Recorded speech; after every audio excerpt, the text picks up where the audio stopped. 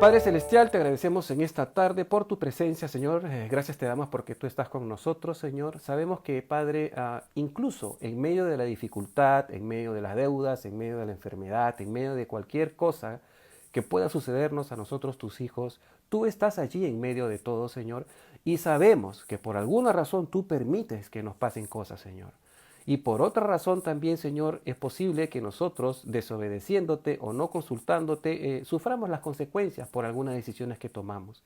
Libra nuestro corazón, Padre Celestial, de echarte la culpa a ti por nuestras malas decisiones y pensar que alguna calamidad que nos está sucediendo ahora ha venido porque tú la has mandado, sino simplemente porque tal vez nosotros hemos sido descuidados o no hemos sido lo suficientemente cautos, nos hemos arriesgado o simplemente hemos pecado contra ti, contra la presencia de tu Espíritu Santo, y eso ha permitido que nos vengan circunstancias difíciles, Señor.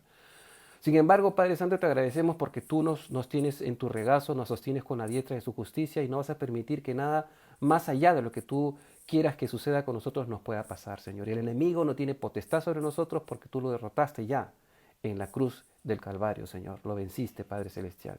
Y gracias te damos por este estudio. Abre nuestra mente y corazón, Señor. En el precioso nombre de Jesús te lo pedimos. Amén. Ok, hermanos, entonces estamos en Eclesiastés capítulo 6. Vamos a leer del versículo del 1 al 3 y hacemos el estudio. Eclesiastés 6 dice, ahora, un paréntesis previo. Pareciera ser de que Salomón está haciendo algunos saltos en la secuencia de sus escritos, ¿no? Ya ustedes saben de que cuando escribían los antiguos, cuando escribían, ellos no ponían ni los títulos editoriales que tiene la Reina Valera del 60, por ejemplo, ni los capítulos ni los versículos. Esto ha sido añadido mucho después. Entonces, pareciera ser de que Salomón hace saltos en la secuencia. ¿Por qué? Porque la manera en la que tenía Salomón de escribir era en esa época era un tipo de literatura diferente. No era como escribir una novela o escribir un cuento, ¿no?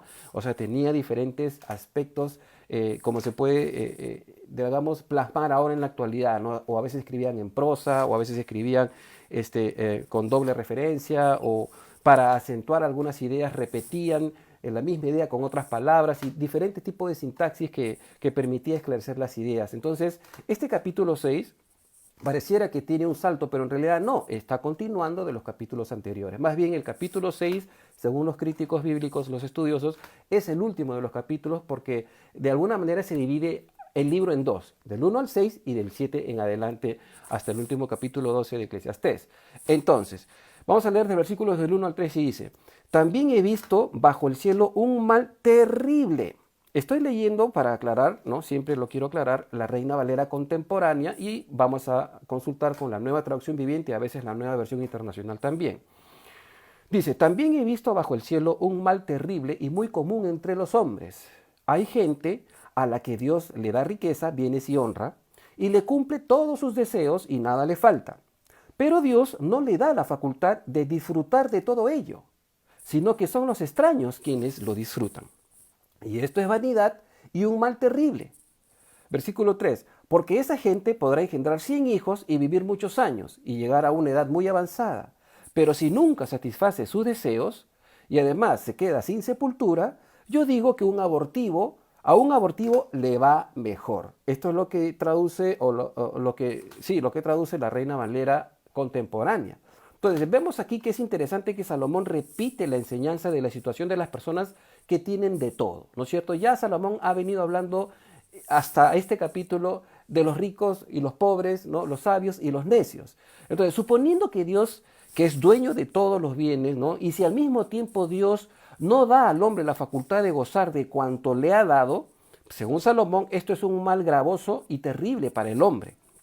¿Por qué? Porque el hombre puede tener bienes, honra, hijos, larga vida, pero Dios no le permite gozar de ello. Entonces Salomón aduce, ¿no? Saca una conclusión, ¿no? Pero no sabemos si lo hace simplemente, la conclusión que Salomón aduce, no sabemos si la hace simplemente por examinar el ambiente cultural de su propio reino o de las tribus, de las otras naciones que rodeaban a Israel, ¿no es cierto? O incluso dentro de su propio reino, o tal vez hablando de sí mismo incluso, ¿no? Simplemente él dice, ¿no?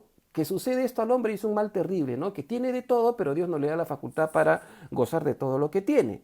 Entonces, en cierta medida parece una situación aparentemente contradictoria, porque si Dios le da le ha dado a un hombre, como dice el original, porque en el original hebreo dice, ¿no?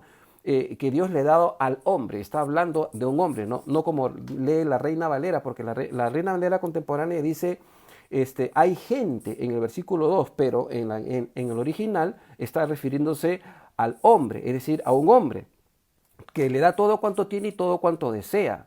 Ahora, ¿cómo puede ser que no pueda disfrutar de lo que tiene una persona? O sea, ¿cómo es posible que una persona que lo tiene todo no pueda disfrutar de todo lo que tiene? Entonces, posiblemente, ¿no? Y esto es una especulación mía, ¿no? Posiblemente pudiera ser por algún tipo de enfermedad. Hay gente que tiene mucho dinero, pero está enferma de una enfermedad terminal o lo que sea, o una crónica muy que padece mucho y para yendo al médico y es una persona infeliz porque está gastando mucho dinero para mantenerse y bueno, no le permite esa enfermedad sufrir, gozar, perdón, de todos los bienes que posee. Pudiera ser ese el caso, ¿no es cierto? El hecho es de que de repente esta persona se da cuenta de que justamente al momento de morir no se va a llevar nada y también posiblemente esa sea la infelicidad que tiene, ¿no es cierto? Puede hacer que esto haga a una persona infeliz, es decir, tiene mucho dinero, tiene de todo, pero al final no lo puede disfrutar, o porque está enfermo, o porque dice, todo lo que tengo no me lo voy a llevar cuando me muera, entonces ¿para qué tanto? Y padece y está con esa angustia en el corazón. Ahora, en el versículo 1 que hemos leído, hermanos, Salomón dice que este es un mal muy común entre los hombres. Así dice él, ¿no es cierto? Parece ser una cuestión cultural, ¿no? En la época en donde los hijos y los bienes eran heredados eran considerados, perdón, muy apreciados para perpetuar el nombre de la familia. Los hijos, por eso que ellos tenían muchos hijos, porque así ellos perpetuaban el apellido, por así decirlo, ¿no? Y su familia crecía, ¿no? Pero debido a la preocupación incierta de qué será mañana, ¿no? ¿Qué será del día de mañana? De repente estas personas no pueden disfrutar de lo que Dios les da. Ahora, si Dios, esto es una posibilidad, ¿no? Si Dios inhibe, ¿no? Inhibe al hombre de disfrutar de las riquezas que le da, entonces ¿para qué se las da? Salomón está tratando de hacernos entender algo, pero desde una perspectiva básicamente humana. Nuevamente estamos en el pensamiento de Salomón y de la calamidad que le ocurre a los hombres, pero en donde todos, tanto justos como impíos, les pasa lo mismo. Entonces, bajo esa perspectiva, sí, pues está bien. O sea, yo veo una persona que es cristiana que también se enferma, como otra que no lo es y también se enferma. Veo una persona que no es cristiana que tiene mucho dinero, como también veo otra persona cristiana que tiene mucho dinero.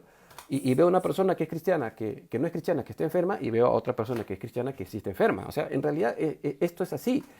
Vivimos en un sistema que está caído por el pecado. No podemos pedir mucho tampoco. ¿No es cierto? Entonces nuevamente estamos en el pensamiento de Salomón y de la calamidad que le ocurre a los hombres, pero en donde a todos, justos y impíos, le pasa lo mismo. Entonces Salomón habla de alguno a lo que le pasa esto, es decir, de una persona, pero no menciona si esa persona de la que Salomón está hablando es temerosa de Dios o no. Y aquí hay una gran diferencia, hermanos, ¿no? Tenemos que hacernos algunas preguntas en este respecto. Por ejemplo, una de las preguntas que yo me haría es esto, ¿no? ¿Dios trata a los que le temen y obedecen de esta manera? Por ejemplo, si tú eres una persona fiel al Señor, ¿Dios te trata mal simplemente para que sigas teniendo temor de Él? ¿Ese es el Dios que nosotros tenemos? ¿Qué demanda Dios de un creyente? ¿Adoración por terror al castigo o una relación de amor nacido del corazón? Por reconocer quién es Dios en nuestras vidas. No tiene ningún caso, ¿no es cierto? Otra pregunta que me hago es, ¿les da todo para luego negarles el disfrute de lo que tienen? O sea, Dios le da a todas las personas que le da las cosas, justamente con el propósito para que no las disfruten. Salomón dice, esto es un mal terrible. He visto que hay gente que tiene mucho dinero, pero Dios no le da la facultad de que puedan disfrutar de eso. Otra pregunta es, ¿en qué contexto, en qué contexto puede suceder esto? ¿Cuál es el contexto de esta persona de la que Salomón dice, esto es un mal que he visto que le pasa mayormente a todos los hombres? En el mundo pasa así. Pero ¿en qué contexto? ¿De qué contexto estamos hablando? O sea, Dios da bienes, otra pregunta, Dios da bienes y riquezas a los impíos para que las disfruten. O sea, vemos un montón de gente multimillonaria, a un tal Soros, por ejemplo, que subvenciona clínicas abortistas.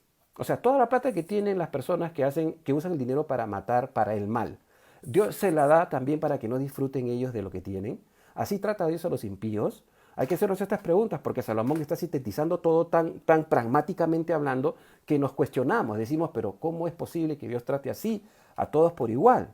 Entonces, acá tenemos que hacer una especie de una visión panorámica. Las personas que no tienen temor de Dios pueden obtener por medio de su trabajo lo que desean. Y esto es la ley de la siembra y la cosecha. Y muchas veces Dios no les da lo que tienen, ¿no? Porque ellos mismos consiguen lo que tienen por sus propios medios, por su esfuerzo. Y aunque Dios sí permite que tengan riquezas, es posible que quienes disfruten de esas riquezas sean los que realmente temen a Dios. O sea, en otras palabras, por ejemplo nosotros, ¿no?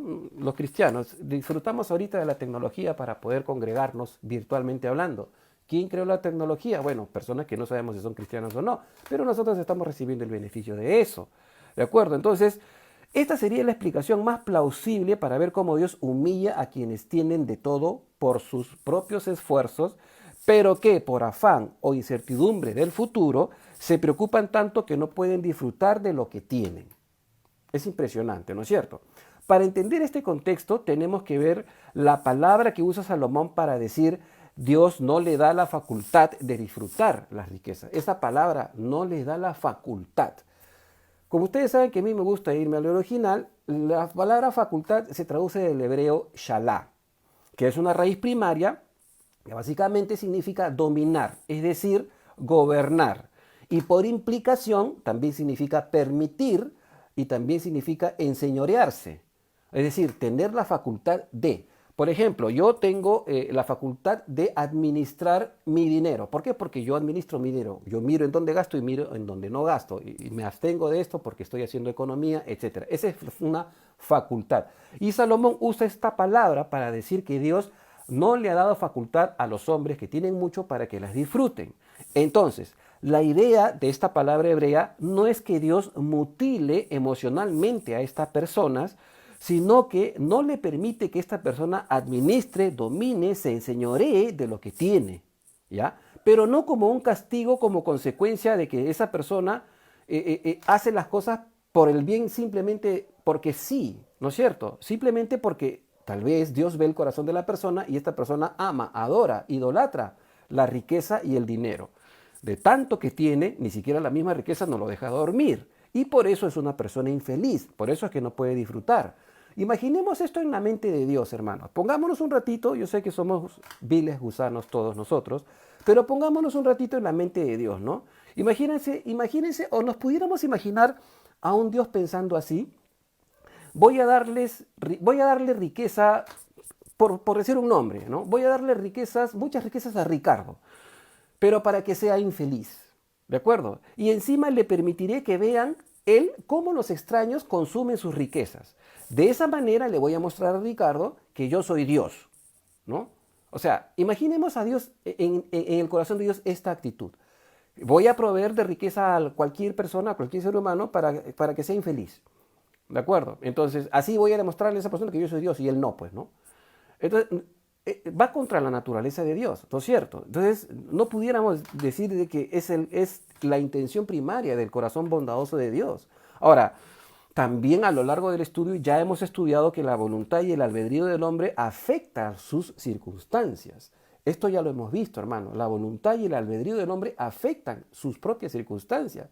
Entonces, tanto a justos como a impíos les acontece calamidades por las decisiones que toman, pero también se pueden enriquecer si se esfuerzan y son astutos. Tanto justos como impíos, si se esfuerzan en su trabajo, pueden llegar a tener mucho éxito y muchos bienes. Hay un proverbio que dice: ¿has visto hombre solícito en su trabajo? Delante de los reyes estará. Y esto no habla simplemente del justo, también habla del impío. Entonces, en ese sentido, si Dios da riquezas a los impíos con la motivación de inhibirlos para que no las disfruten, ¿qué beneficio tiene la persona que teme a Dios? ¿Qué beneficio tendríamos nosotros? Por ejemplo, nosotros los cristianos, ¿no? Si nosotros nos esforzamos por vivir una vida de santidad práctica, absteniéndonos del pecado, ¿no? Absteniéndonos de toda la mundanalidad, absteniéndonos de una vida de pecaminosidad y todo, entonces, y al final nos pasa lo mismo con los impíos. ¿Qué propósito tiene nuestra vida? O sea, ¿qué propósito tiene mi cristianismo? ¿No? ¿Para qué voy a ser santo? Como dice Pablo, comamos y bebamos que mañana moriremos. Pablo estaba resonando a los corintios.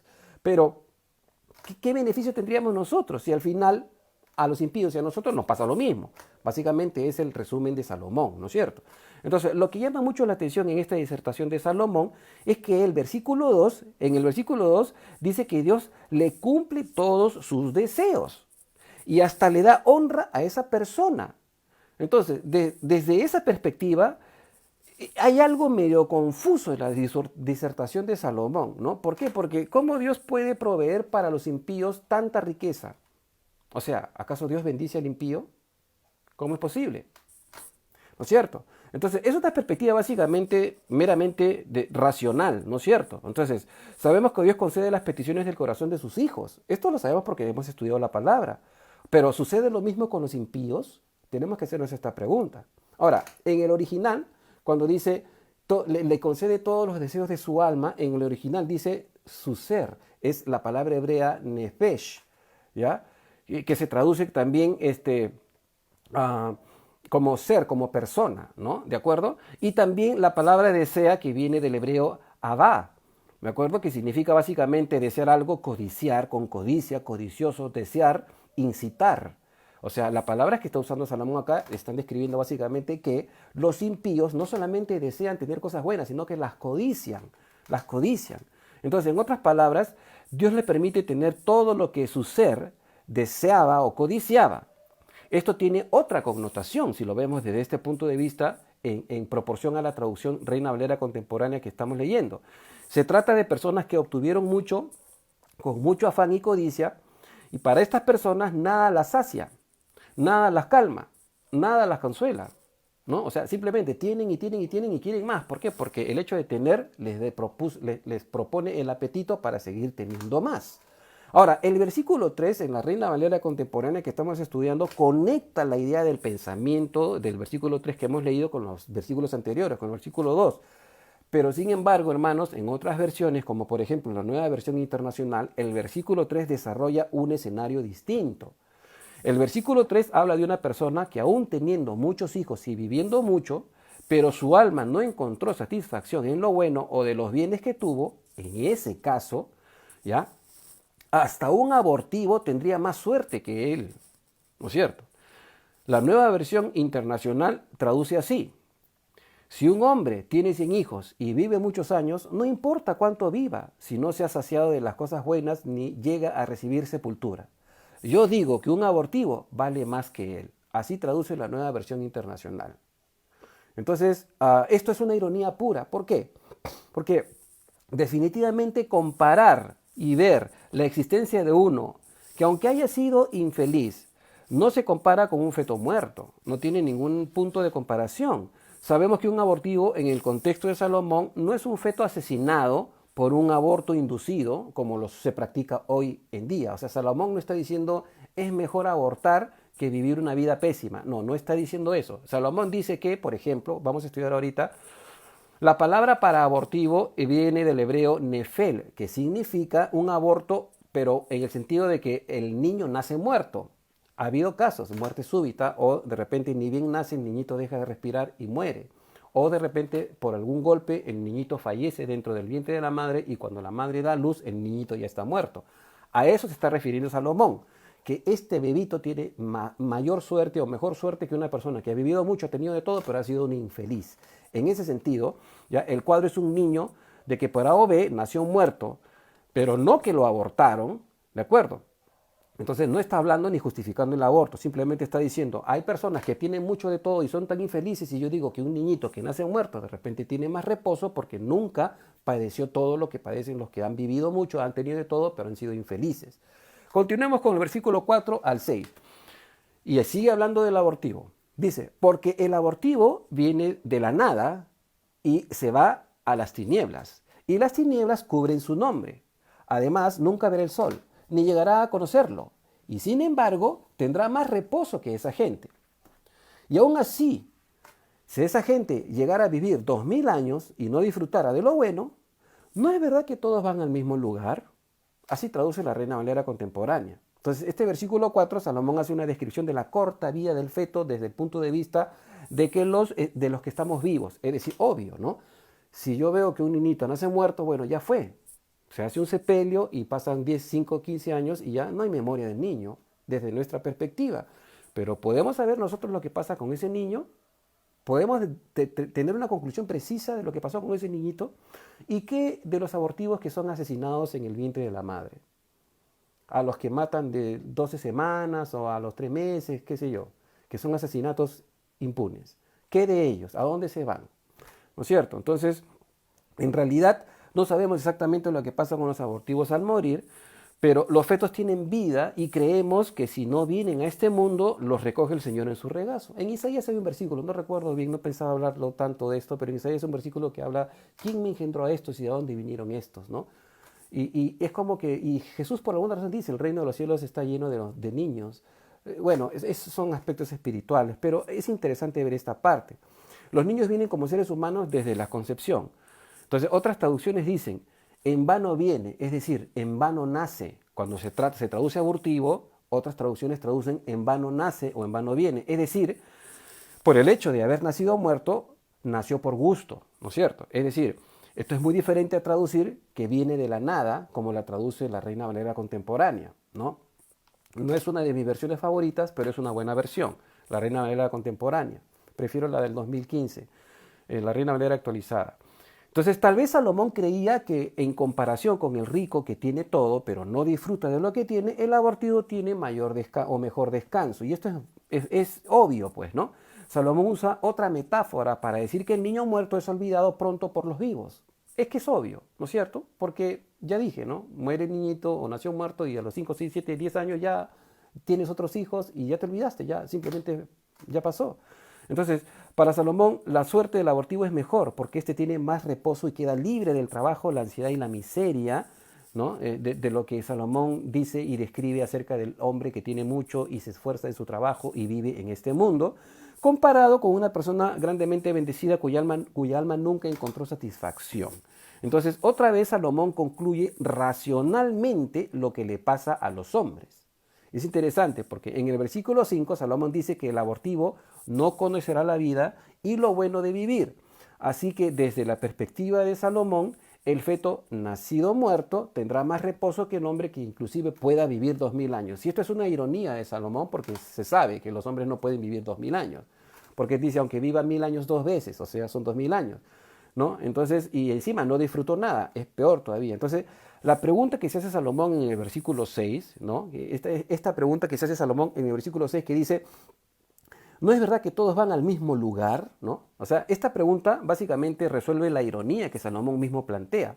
Él dice esta pregunta, ¿no? De alguna manera que prácticamente tiene una respuesta incluida.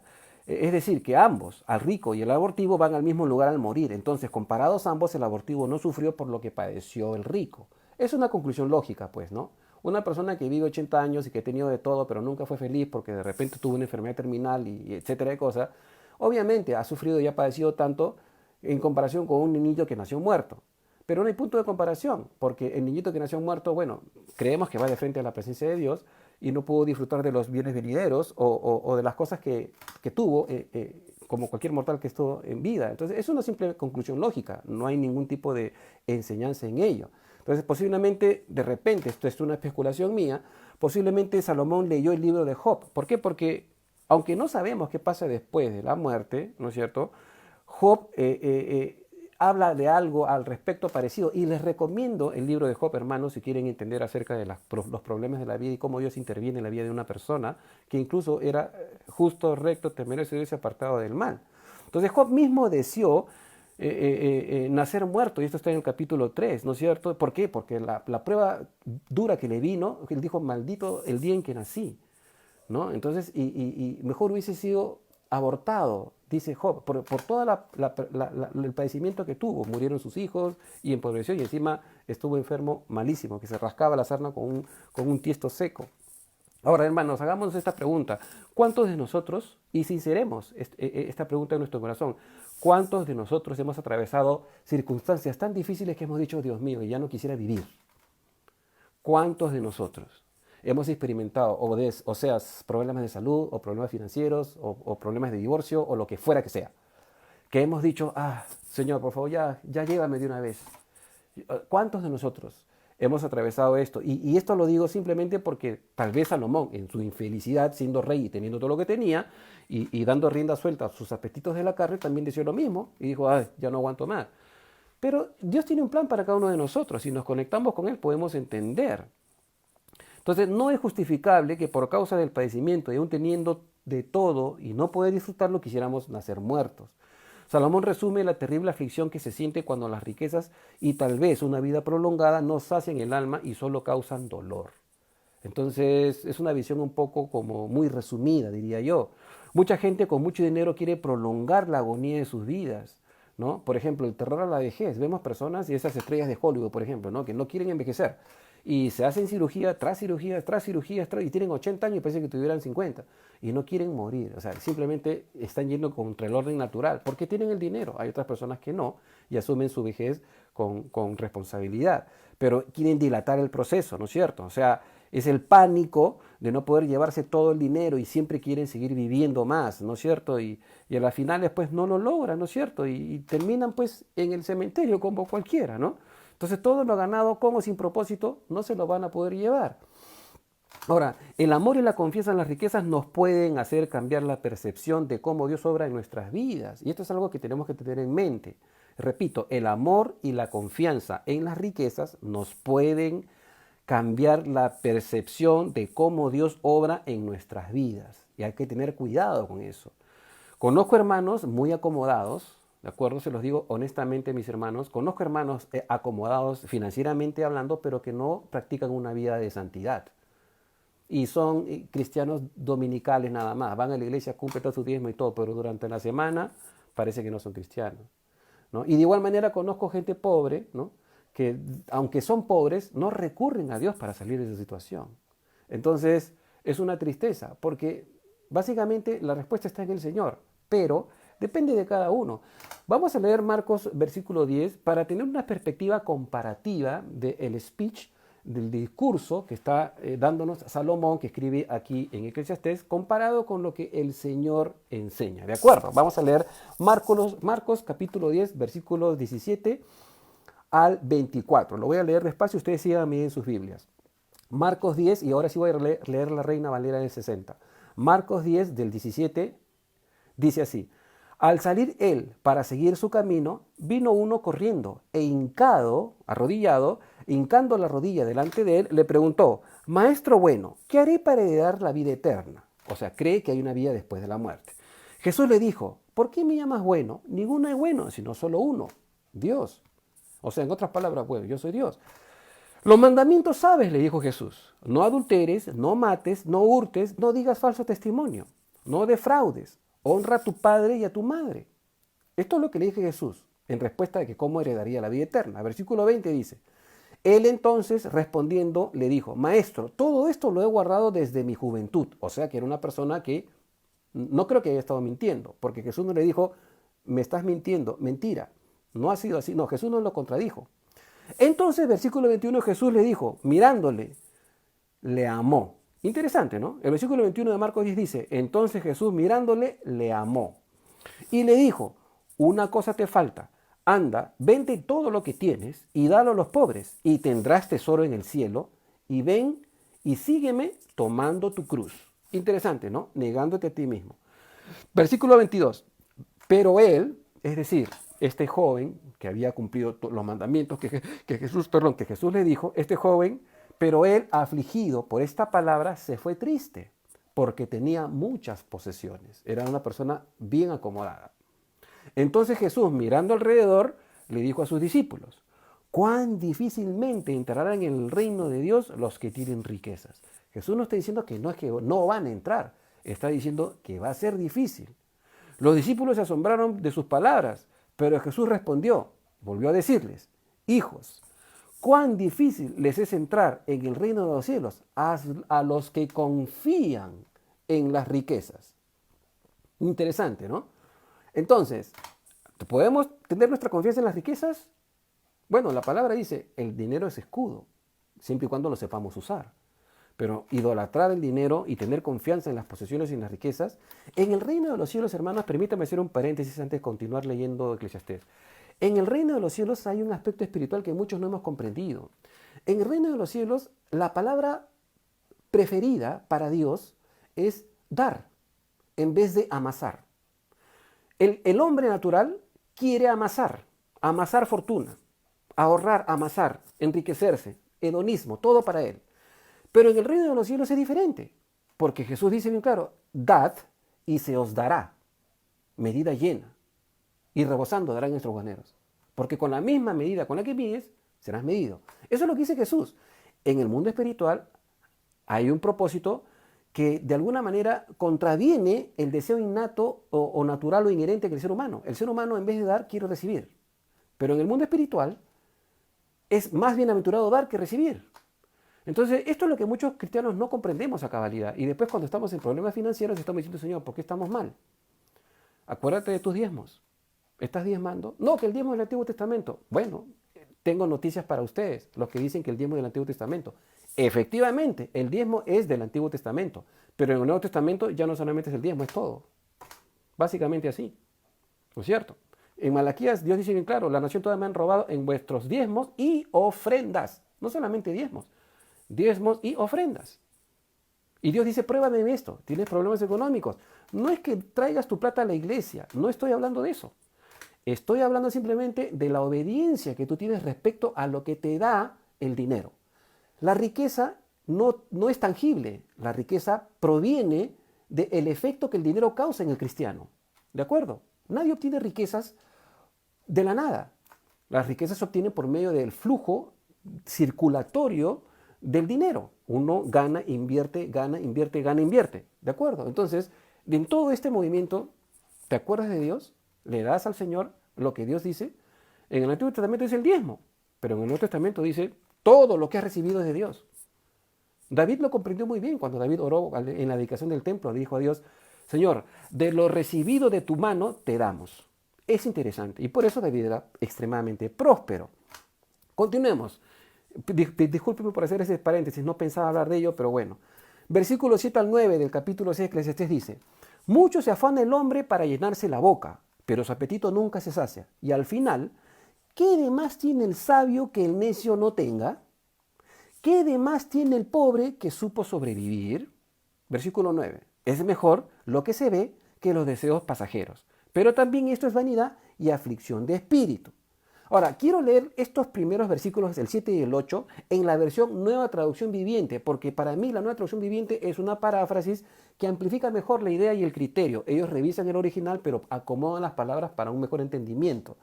Y el versículo 7 y 8 de la Nueva Traducción Viviente dice así, toda la gente se pasa la vida trabajando para tener que comer, pero parece que nunca les alcanza. Entonces, ¿de verdad están todos los sabios en mejores condiciones que los necios?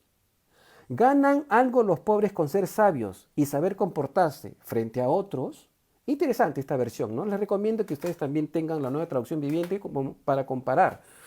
Entonces, Salomón sintetiza otra vez lo ordinario de la vida, pero de una manera en la que siempre él quiere comparar al sabio con el necio y al rico con el pobre. Es decir, siempre hay una especie de comparación. El justo, el impío, el rico, el pobre, el sabio y el necio. Entonces, desde el punto de vista simplemente humano, la sabiduría del hombre es enemistad contra Dios. Entonces, no hay justo ni aun uno, ¿no es cierto? Entonces, ¿cuál sería el punto comparativo entonces? En ese sentido, un sabio sin Dios es tan necio como un necio con Dios. Sí, no han escuchado mal. Hay muchos cristianos que son necios. ¿Es antagónico? No, lo hay. Hay muchos cristianos que ahorita están insultando a los candidatos y usan las redes para, vergonzosamente lo digo, para descubrir su corazón y todo lo que hay dentro. Y es vergonzoso, no solamente para el Evangelio, sino también para ellos. Pero bueno, ya cada uno dará cuenta a Dios de las cosas que dice. Entonces, ser sabio no necesariamente implica tener temor de Dios. Y ser necio no significa no tener presente la existencia de Dios estrictamente hablando. Por ejemplo, los fariseos, hermanos, conocían la ley de Dios, tenían la ley de Dios, pero eran necios. Jesús le dijo sepulcros blanqueados, hipócritas, necios, o sea, conociendo el Antiguo Testamento, la Torá, al menos, ¿no? La ley de Dios. Entonces, hay creyentes que viven como si no tuvieran a Dios. llenos de temor, llenos de problemas, llenos de aflicciones y preocupaciones. Ay, que Castillo va a ganar y nos vamos a ir al infierno todos. Confiemos en el Señor, no en el presidente. El pastor estuvo predicando excelentemente el domingo pasado hablando de en dónde tienes tu confianza. ¿Dónde está tu confianza? ¿En el candidato? Por favor, nuestra confianza está en Cristo Jesús de Nazaret que murió por nuestros pecados. Y en medio de, como dice el Salmo, ¿no? Aderezas mesa delante de mí en presencia de mis angustiadores. Mi copa está rebosando. Es decir, no tengamos temor de lo que pueda pasar, simplemente porque Dios tiene cuidado de sus hijos. ¿De acuerdo? Jesús dijo, ni siquiera un cabello de vuestra cabeza cae sin vuestro Padre Celestial. Así que no importa, no depende de quién presida el país, hermanos. Depende del Señor. Y si el Señor permite algo, por alguna razón lo está haciendo. Recordemos esto también. El juicio a las naciones se viene. Esto es, no hay marcha atrás en el reloj de Dios, hermanitos. El juicio a las naciones se viene. Naciones que aprueban legalmente el aborto, legalmente el matrimonio homosexual, legalmente el asesinato, que aprueban todas las cosas que van en contra de la naturaleza y los mandamientos de Dios. Dios va a juzgar a las naciones. Por alguna razón las va a juzgar. Por las leyes que han dado que contravienen la voluntad de Dios. Entonces, sin embargo, desde el punto de vista de Dios, el hombre con el temor de Dios tiene el principio de la sabiduría, como dice el proverbio, ¿no? El principio de la sabiduría es el temor a Jehová. Aunque esta persona no le vaya bien económicamente, sabe que Dios puede obrar a su favor. Y esto es lo que es en nuestro caso. Nosotros los cristianos, aunque de repente pasamos por tribulaciones financieras, sabemos que Dios puede obrar haciendo milagros. Entonces, los pobres justos pueden ser los pobres en lo financiero, pero no en lo espiritual. Porque hay una gran diferencia. Una cosa es tener pobreza material y otra cosa es tener pobreza espiritual. Hay gente que tiene mucha bonanza y bienes materiales, pero viven pobremente espiritualmente hablando. Son cristianos enanos. Y es que realmente no sé si serán cristianos en el fondo, solo el Espíritu Santo lo sabe. Entonces Salomón sugiere que ya que todos se esfuerzan por sobrevivir y que posiblemente tanto el sabio como el pobre no pueden tener necesariamente mejor suerte o un mejor futuro que el necio y el rico, todos debemos conformarnos con lo que el trabajo nos da, ¿no? En otras palabras, es como decir, no querer más de lo posible, ¿no? No querer más de lo posible y conformarse con lo que ya se tiene. Si al final todos morimos, ¿no? Es lo que Salomón de alguna manera quiere dejar escrito o plasmado. Pero sin embargo, parece que Salomón se olvidó de lo que Dios le dijo a él mismo. Cuando Dios le dijo en 1 de Reyes capítulo 3, versículo 5, Dios le dijo, pídeme lo que quieras que yo te dé. Interesante. Dios interviene en su vida, ¿no es cierto? David dijo, Dios me ha dicho que Salomón, mi hijo, va a reinar en mi lugar. Y de pronto Dios se le aparece a Salomón y le dice, pídeme lo que quieras que yo te dé. Ahora, es interesante, ¿no? La fe, hermanos, la fe es un condimento indispensable para experimentar la presencia de Dios y la bonanza que Él nos puede dar. Sin embargo, Salomón excluye este condimento que permite a Dios obrar en la vida de quienes le temen. O sea, la fe es importante. Y la fe no solamente es tener fe para que Dios haga un milagro, es el conjunto de nuestra doctrina de fe también, ¿no? Nuestra modus vivendus. Por ejemplo, si leemos Hebreos 11:6, dice así, Reina Valera 60, pero sin fe es imposible agradar a Dios porque es necesario que el que se acerca a Dios crea que le hay, o sea, crea que existe, y que Dios es galardonador de los que le buscan. Es interesante, tenemos que tener esto en mente. O sea, si tú buscas a Dios, tienes que creer que primeramente Dios está ahí presente. En el Deuteronomio, y Pablo lo trae en el Nuevo Testamento, porque ¿qué dice? Cerca de ti está la palabra, en tu boca y en tu corazón. ¿No es cierto? O sea, Dios está cerca. ¿No es cierto? Entonces, si tú crees, si te acercas a Dios creyendo que Dios te va a escuchar, entonces Juan dice bien claro, si hacemos nuestras peticiones delante de Él y sabemos que nos escucha, sabemos que tenemos las peticiones que le hemos pedido, porque hemos orado conforme a su voluntad. Entonces, por otro lado, el versículo 9 simplifica que debido a que por más que alguien se afane para tener, para comer, o sea, para sobrevivir, pero que en realidad nunca quedan satisfechos con lo que logran, Salomón dice de estas personas, más vale vista de ojos que deseo cumplido o deseo que pasa. Deseo que pasa. Interesante porque aquí en el original no se refiere tampoco a deseo, sino a la palabra alma. Usa nuevamente la palabra nepesh. La nueva traducción viviente lo traduce así, el versículo 9. Disfruta de todo lo que tienes en lugar de desear lo que no tienes. Soñar con tener cada vez más no tiene sentido. Es como perseguir el viento. Es lo que traduce la Nueva Traducción Viviente, que es una buena traducción, una buena paráfrasis, perdón. En otras palabras, estar deseando más cosas es vanidad y aflicción de espíritu. Esta es la última de las 9 menciones que hace Salomón cuando dice vanidad, vanidad es, todo es vanidad, que algunas traducciones traducen aflicción de espíritu y es como perseguir el viento. ¿De acuerdo? Sin embargo, hermanos, aquí tenemos que tener otro paréntesis. Por ejemplo, no podemos olvidar lo que dice el Salmo 37.4. Se los voy a leer. Salmos 37.4 dice, deleítate a sí mismo en Jehová y Él te concederá las peticiones de tu corazón. Interesante. Es decir, el curso natural de nuestra vida se desarrolla según nuestros esfuerzos y nuestras contrataciones laborales y nuestras ganancias y todo. Pero el Salmo dice, deleítate en Jehová y Él concederá las peticiones de tu corazón. No dice de su corazón, dice de tu corazón. Y esto también hay que incluirlo en esa filosofía de vida. No todo es fatal, no todo es fatalismo. Aunque pasemos por necesidades, Dios nos da la oportunidad de la oración y esto es un privilegio. El versículo 10 dice, del capítulo 6 de Eclesiastés, lo que ahora existe hace mucho que recibió su nombre, y sabemos que los mortales no pueden contender con quien es más poderoso que ellos. ¿No? Interesante. En este versículo 10 Salomón diserta acerca de la soberanía y la inmutabilidad de Dios.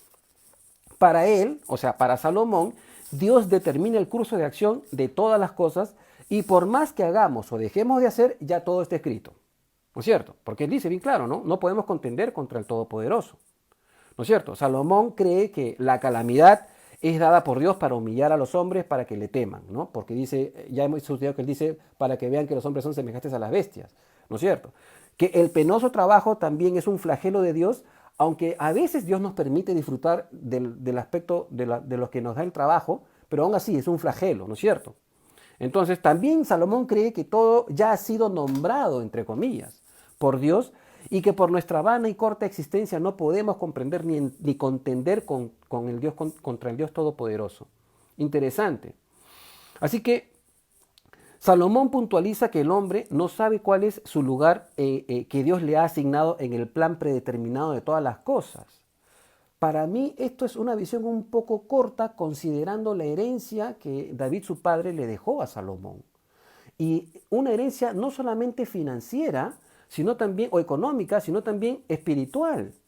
Acompáñenme otra vez a Primera de Reyes capítulo 2 del 1 al 4. Primera de Reyes, el pastor cuando hizo el estudio de Primera de Reyes los jueves, fabuloso, se los recomiendo. Vayan al canal del YouTube, ahí están toda la lista de las reproducciones de los videos de los estudios. Primera de Reyes 2 del 1 al 4 dice, y esto es algo que David heredó a su hijo. Observemos, llegaron los días en que David había de morir y ordenó a Salomón su hijo diciendo, yo sigo el camino de todos en la tierra. Esfuérzate y sé hombre. Eso es lo que le dice David a su hijo. Guarda los preceptos de Jehová tu Dios, andando en sus caminos y observando sus estatutos y mandamientos, sus decretos y sus testimonios. Testimonios. De la manera que está escrito en la ley de Moisés, para que prosperes en todo lo que hagas y en todo aquello que emprendas. ¿De acuerdo? Acá hay una promesa de Dios. Versículo 4, importantísimo, y dice, para que confirme Jehová la palabra que me habló diciendo, si tus hijos guardaren mi camino, andando delante de mí con verdad de todo su corazón y de toda su alma, jamás, dice, faltará a ti varón en el trono de Israel. Entonces, este versículo 4 de Primera de Reyes capítulo 2, hermanos, es muy revelador. Porque Dios le dijo esta palabrita, esta partícula importantísima en la doctrina cristiana. Y es, si es que tus hijos me obedecen y guardan mis mandamientos, yo voy a bendecirlos. Entonces, aquí está el punto principal de lo que venimos hablando. Esta condicional, es la condicional en donde encaja perfectamente la voluntad del hombre, el libre e intocable albedrío que Dios nos ha dado. De eso depende la bendición de Dios. La vida del creyente no es una vida sin dificultades y esto hay que tenerlo presente. La vida del creyente no es una vida exenta de dificultades, ¿de acuerdo? Pero porque somos parte de un mundo que está caído en el pecado por causa de Adán, todos podemos potencialmente sufrir atrocidades, calamidades. Por ejemplo, ¿no? ¿Qué culpa tuvo Abel de que su hermano lo matara? ¿Por qué Dios no detuvo la mano de Caín? Porque Caín tenía que ser responsable por el asesinato. Se tuvo que consumar para ser culpable, ¿no es cierto? Aunque Abel pagó los platos rotos, entre comillas. Es que vivimos en un mundo caído. Entonces, pero, o sea, no es porque Dios quiere afligir voluntariamente a los hombres. Y esto es algo que tenemos que tener en mente. Leamos, acompáñenme, busquen en su Biblia, para ya ir terminando, Lamentaciones capítulo 3, ¿de acuerdo? Lamentaciones, escrita por el profeta Jeremías, ¿no? Después de Jeremías está Lamentaciones.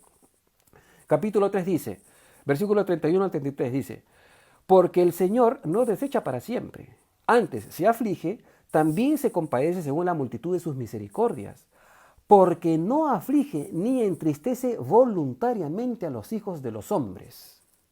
Esto le responde categóricamente a Salomón. O sea, no es que al justo y al impío le pase la calamidad porque Dios quiere demostrarse que es un Dios todopoderoso. Así que a todos les va a pasar lo mismo y fríguense porque yo soy Dios. Ese no es el corazón de Dios, es la perspectiva de Salomón. Equivocada, pero es su perspectiva. Y gracias a Dios que está en la palabra de Dios para poder saber discernir cómo es que la apostasía puede conducir al corazón del hombre y desenfocar el carácter de Dios en el corazón del hombre. Continuamos para ya terminar.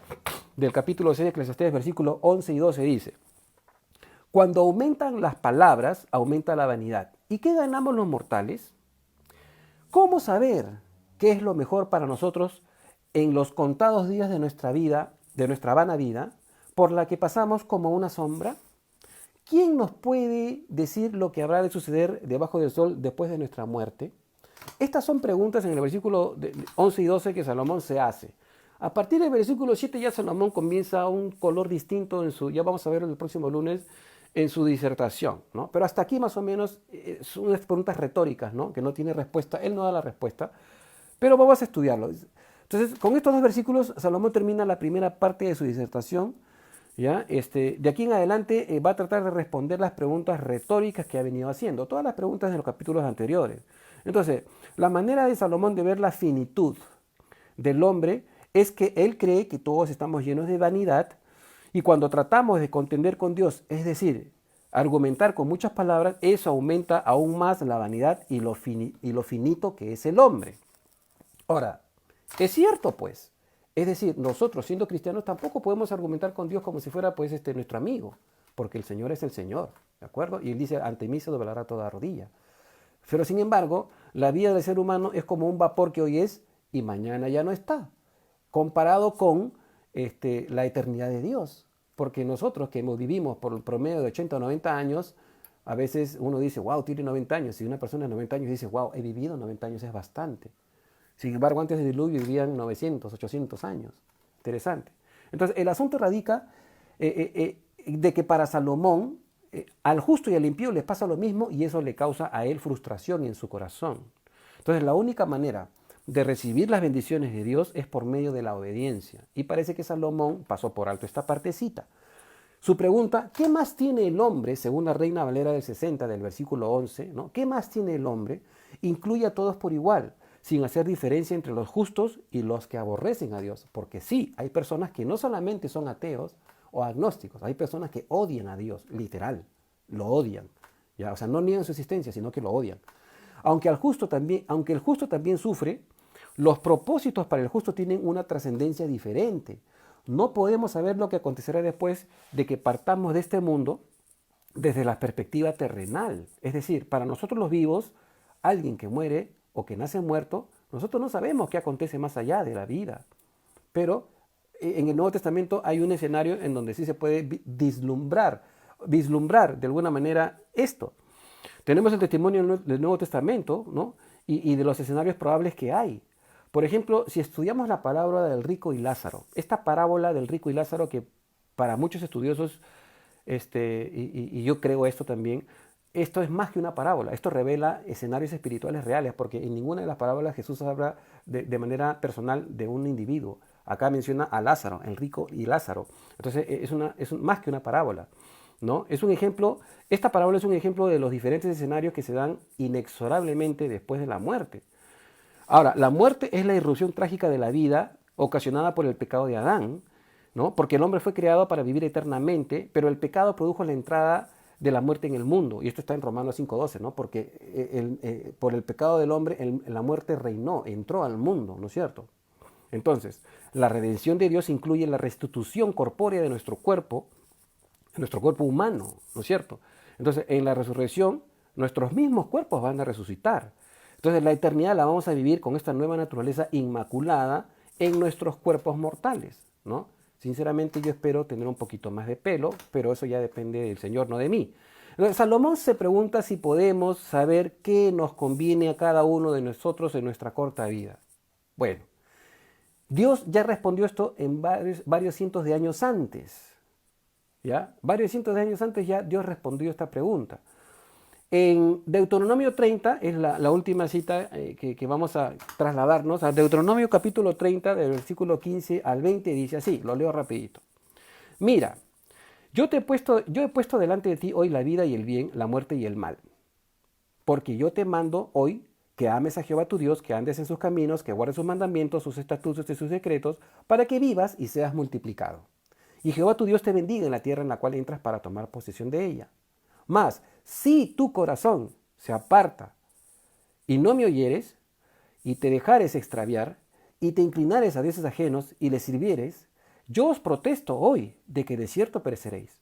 No prolongaréis vuestros días sobre la tierra a donde vais, pasando el Jordán, para entrar en posesión de ella. A los cielos y a la tierra llamo por testigos hoy contra vosotros, que os he puesto delante la vida y la muerte, la bendición y la maldición.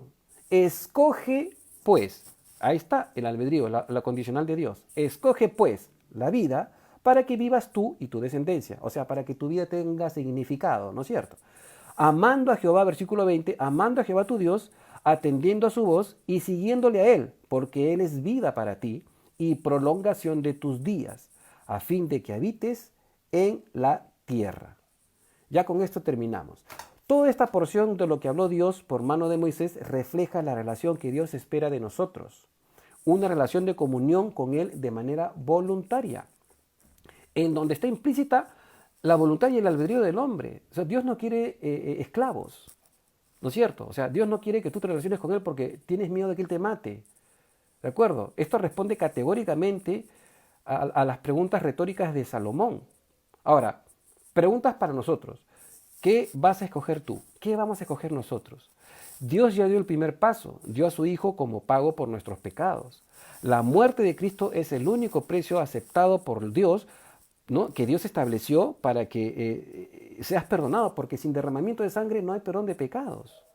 Entonces, no hay otra opción. Cristo tuvo que morir, pero esas cartas ya fueron jugadas hace 2000 años. ¿Cómo respondes a eso? ¿Realmente tienes a Jesús solamente como Salvador o lo tienes como Señor? Depende de nosotros, ¿no es cierto? Muchos cristianos tienen a Jesús como Salvador y punto. Solamente le consultan algunas cosas cuando están en problemas y les confiesan algunas otras cosas cuando ven que los pecados son más rojos que rosados. Pero el Señor Jesús no es el Señor de sus corazones. Hay una gran diferencia en eso. Así que, hermanos, pongamos nuestras barbas en remojo. La disertación de Salomón es meramente terrenal desde la perspectiva de la vida simple humana, pero estamos contrastándola con lo que Dios revela en su palabra y todo lo que Él ha puesto allí. De repente Salomón se olvidó de leer esta parte que está en Deuteronomio, o si la leyó se olvidó en sus 50 y tantos años y escribió de la manera en la que escribió. Que no nos sucede eso a nosotros, hermanos. Vamos a hacer una oración para terminar, no les quiero robar más tiempo. Santo Dios, te agradecemos en esta tarde por tu presencia, gracias por tu palabra, Señor. Gracias porque nos da luz, alumbra nuestro camino y nos esclarece acerca de tu corazón y tu buena voluntad respecto a nosotros, Señor.